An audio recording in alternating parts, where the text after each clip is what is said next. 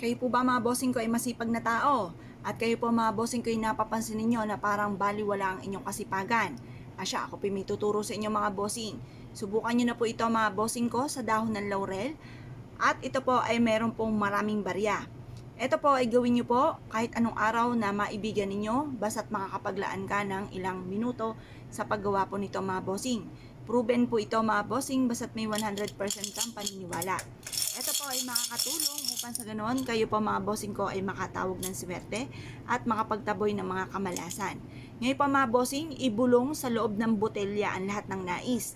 Halimbawa po, ako ay magkakaroon ng bahay na malaki at ito ay ang bahay na ito ay mapupuno ng mga pinapangarap kong kasangkapan, kagaya ng malaking TV, tudor na rep, at ganoon din po ang mga mamahaling sopa, at lahat ng mga nais ko na matagal ko nang pinapangarap ay mailalaman ko sa bahay na ito. At sa aming garahe, magkakaroon ako ng magagarang sasakyan. Ganun po ang mga wishes po ninyo mga bossing na walang gamit na sana, direct to the point. At pagkatapos mga bossing, sabihin niyo po dito, sa pamamagitan ng pampaswerteng ito, ay makakamit ko ang aking halimbawa, negosyo na matagal ko nang pinapangarap na ang negosyong ito ay dito na ako yayaman. Ganun po ang pagwiwish siya, walang gamit na sana. At pagkatapos po ng i-wish nyo ang mga bonggacious na wishes, syempre mga bossing ko, bonggacious din ang ating kayod. Kailangan mga bossing, kung marami ang inyo po mga pangarap, marami rin ang kayod at magtitiis, magtsatsaga. Kasi wala naman pong isang click lamang ay magkakaroon tayo ng maraming pera.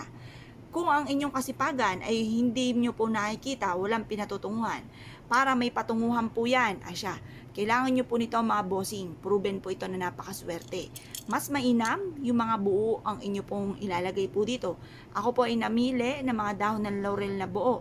Maganda po yan mga bossing kasi nakakatulong po yan upang sa ganon, mas higit po kayo na maka-attract ng swerte.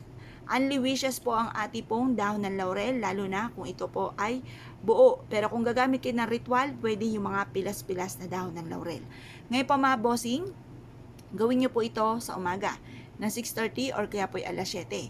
Matatapos ang paggawa ng mga pampaswerte hanggang alas 8 lamang.